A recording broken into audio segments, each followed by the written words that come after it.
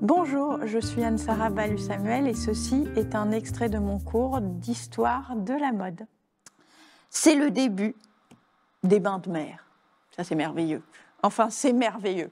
Je ne sais pas, jetons un œil au costume de bain tel qu'il était au XIXe siècle. Rappelons qu'au XVIIIe siècle, on avait peur de l'eau encore. Entre le Moyen-Âge et le XIXe siècle, on a peur de l'eau, on se lave très peu et on ne va pas dans l'eau. Et hop, au XIXe siècle, changement de prisme, on entre dans une période hygiéniste, l'eau lave, l'eau purifie, la mer, l'air marin purifie, il y a cette notion de grand air, et donc on se dit que les femmes peuvent aller,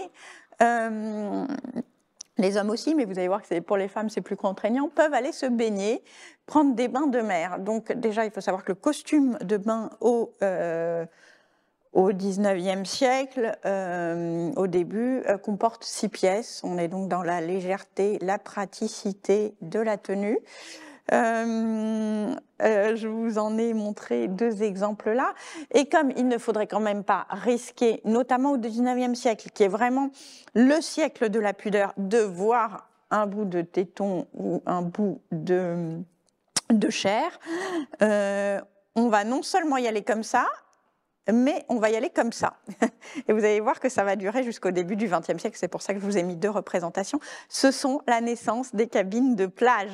Les cabines de plage, et notamment cela naît à Deauville et à Trouville, les cabines de plage, si elles sont en bois et si elles sont petites comme ça, au départ, c'est parce qu'elles sont destinées à être transportées en attelage. Et vous savez que Deauville est la patrie du cheval, donc c'est pas étonnant que ça soit né là. Donc le cheval transportait la cabine jusque assez loin. La marée se retire très loin. En Normandie, l'estran a une certaine à une certaine profondeur. Donc on allait très très loin. Les chevaux s'avançaient dans l'eau. Et là, les femmes, donc habillées comme vous l'avez vu avec les 6 pièces, étaient balancées par ce qu'on appelait des baigneuses, donc des femmes qui allaient donner le bain. Mais quand je dis balancées, c'était balancées dans l'eau glacée normande, avec toute leur tenue, à tel point qu'elles en suffoquaient quasiment, parce que le bain de plage, au départ, c'est pas quelque chose de très agréable, et c'était censé vivifier le corps. Ah, ça, sûrement, on était vivifiés dans cette eau glacée des mars-avril.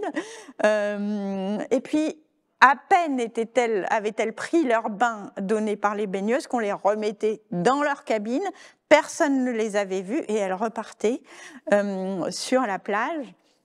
Donc voilà à quoi servaient ces petites cabines qui subsistent encore parfois, mais désormais elles sont bien sur le sol. Et donc voilà, c'était au début du XIXe siècle la façon dont on prenait la vague, l'expression prendre la vague qui a ensuite été récupérée par les surfeurs, c'était vraiment prendre la vague de Deauville ou des côtes normandes et la prendre de façon voilà, vigoureuse. Ça s'apparentait quasiment à de la torture. On prend la vague, on prend l'air de manière générale. C'est la naissance des sanatoriums pour les tuberculeux, mais il y a l'idée de manière générale que l'air pur de la mer ou de la montagne est sain.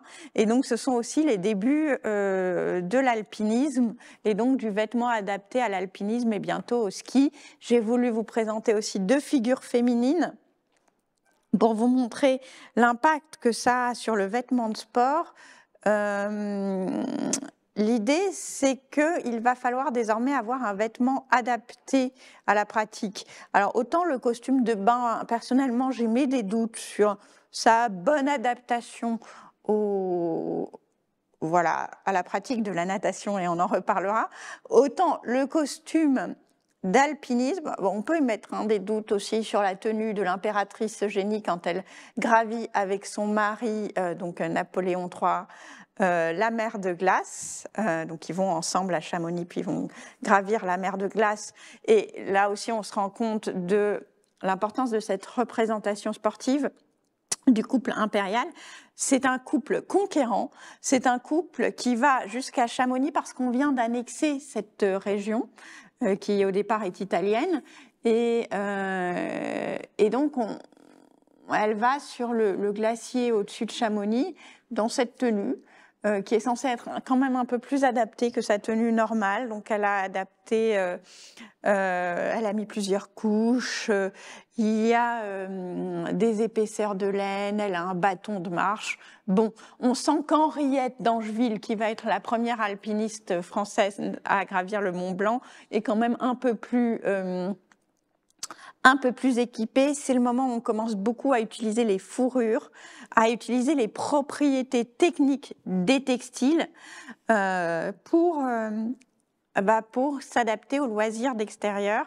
Donc notre amie Henriette d'Angeville, qui est la première alpiniste française que vous voyez dans sa tenue d'alpiniste.